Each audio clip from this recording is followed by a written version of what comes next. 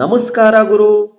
ಹೋದ ವಿಡಿಯೋದಲ್ಲಿ ಮಾರಿ ಹಬ್ಬಕ್ಕೆ ಹೇಗೆ ಸಿದ್ಧತೆಗಳು ನಡೀತಿದೆ ಮತ್ತು ಎಲ್ಲರೂ ಹೇಗೆ ಕೆಲಸ ಮಾಡ್ತಿದ್ದಾರೆ ಅಂತ ಹೇಳಿದ್ದೆ. ಈ ವಿಡಿಯೋದಲ್ಲಿ ಮಾರಿ ಹಬ್ಬದ ದಿನ ಏನೇನು ನಡೆಯುತ್ತೆ ಅಂತ ಹೇಳ್ತೀನಿ. ಈ ವಿಡಿಯೋ ಇಷ್ಟ ಆದರೆ ಪಕ್ಕಾ ಸಬ್ಸ್ಕ್ರೈಬ್ ಮಾಡ್ತೀರಾ ಅಂತ ಗೊತ್ತು.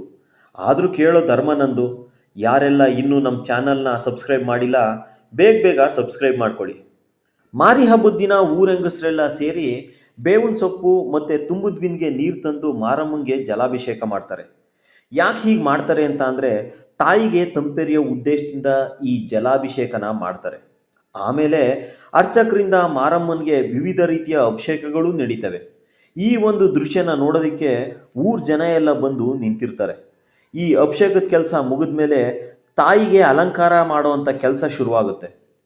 ಆಮೇಲೆ ಊರಿನ ಮಹಿಳಾ ಮಣಿಗಳು ತೊಂಬಿಟ್ಟಾರ್ತಿನ ಮನೆಯಲ್ಲೇ ರೆಡಿ ಮಾಡಿಕೊಂಡು ಮಾರಿಗುಡಿಗೆ ತೊಂಬಿಟ್ಟಾರ್ತಿನ ತಂದು ಮಾರಮ್ಮ ತಾಯಿಗೆ ಆರತಿ ಬೆಳಗಿ ಅಲಂಕಾರಗೊಂಡಿರೋ ಗ್ರಾಮ ದೇವತೆ ಬಿಸಿಲು ಮಾರಮ್ಮನ ದರ್ಶನ ಪಡೀತಾರೆ.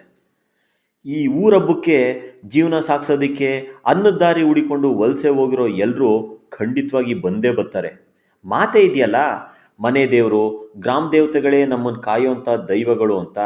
ಈ ನಂಬಿಕೆ ಇವತ್ತಿಗೂ ಜೀವಂತವಾಗಿದೆ. ಈ ಒಂದು ಕಾರಣಕ್ಕೆ ಯಾರು ಎಲ್ಲೇ ಇದ್ದರೂ ಈ ಊರಬ್ಬಕ್ಕೆ ಬಂದೇ ಬರ್ತಾರೆ. ತುಂಬಿಟ್ಟ ಆರತಿ ಜೊತೆಗೆ ಮೊಸರನ್ನ ಮತ್ತು ಕೆಲವು ಕಾಳುಗಳನ್ನ ಮಾಡ್ಕೊತಾರೆ. ಮೊಸರನ್ನ ಏನಕ್ಕೆ ಅಂದರೆ, ಮೊಸರನ್ನ ಬಂದು ತಂಪು. ಮಾರಮ್ಮನಿಗೆ ಮೊಸರನ್ನದ ನೈವೇದ್ಯನೇ ಶ್ರೇಷ್ಠ. ನೀವು ಯಾವ ಊರಿಗೆ ಹೋದ್ರೂ ಮಾರಮ್ಮನಿಗೆ ಮೊಸರನ್ನದ ನೈವೇದ್ಯನೇ ಮಾಡೋದು. ಇದಕ್ಕೆ ಉದಾಹರಣೆ ಅಂದರೆ, ಈ ಅಮ್ಮ ಆಗುತ್ತಲ್ಲ, ಅಂದರೆ ಚಿಕನ್ ಪಾಕ್ಸ್, ಅದಾದಾಗ ಮೊದಲು ಮಾರಮ್ಮನಿಗೆ ತಂಪು ಮಾಡು, ಬೇಗ ವಾಸಿ ಆಗುತ್ತೆ ಅಂತ ಇವತ್ತಿಗೂ ಅಂತಾರೆ.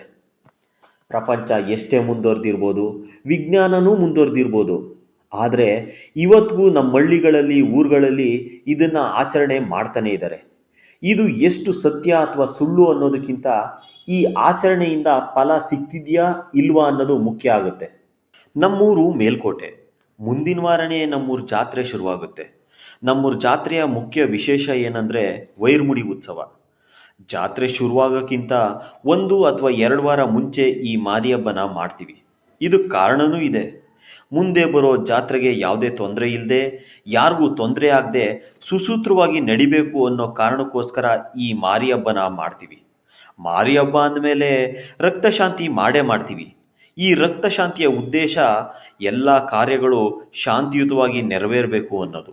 ಮಾರಿ ಹಬ್ಬ ಅಂದಮೇಲೆ ತಲೆಗಳುರುಳೋದು, ರಸ್ತೆಯಲ್ಲಿ ರಕ್ತ ನೀರ್ ಥರ ಹರಿಯೋದು ಸಾಮಾನ್ಯ.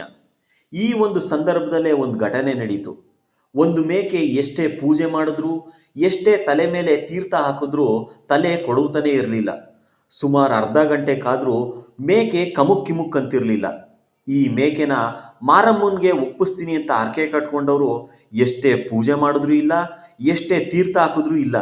ಆಗ ನೆನಪಿಗೆ ಬಂದಿದ್ದೆ ಟಗರುಪಲ್ಲಿ ಸಿನಿಮದ ದೃಶ್ಯ. ಈ ತಿಂಗಳು ಅಂದರೆ ಮಾರ್ಚ್ 28ನೇ ತಾರೀಕು ಶನಿವಾರ ವೈರ್ಮುಡಿ ಬ್ರಹ್ಮೋತ್ಸವ ಇದೆ. ಎಲ್ಲ ಭಕ್ತರಿಗೂ ಆದರದ ಸ್ವಾಗತ. ಎಲ್ಲರೂ ಬಂದು ವರ್ಷಕ್ಕೆ ಒಂದ್ಸಾರಿ ಮಾತ್ರ ನೋಡೋಕೆ ಸಿಗೋ ವೈರ್ಮುಡಿ ಉತ್ಸವನ ಮತ್ತು ವೈರ್ಮುಡಿ ಕಿರೀಟನ ನೋಡಿ ದೇವರ ಕೃಪೆಗೆ ಪಾತ್ರರಾಗಿ ಅಂತ ಕೇಳ್ಕೊತೀನಿ. ಈ ವಿಡಿಯೋ ಇಷ್ಟ ಆದರೆ ಲೈಕ್ ಮಾಡಿ, ಹಾಗೆ ಸಬ್ಸ್ಕ್ರೈಬ್ ಮಾಡೋದು ಮಾತ್ರ ಮರಿಬೇಡಿ. ನಿಮ್ಮೂರಲ್ಲಿ ಮಾರಿ ಹಬ್ಬನ ಹೇಗೆ ಮಾಡ್ತೀರಾ ಮತ್ತು ಯಾವ ಕಾರಣಕ್ಕೋಸ್ಕರ ಮಾಡ್ತೀರಾ ಅಂತ ಕಮೆಂಟ್ ಮಾಡಿ ತಿಳಿಸಿ. ಮತ್ತೆ ಮುಂದಿನ ವಿಡಿಯೋದಲ್ಲಿ ಸಿಗ್ತೀನಿ. ಅಲ್ಲಿವರೆಗೂ ನಮಸ್ಕಾರ ಗುರು.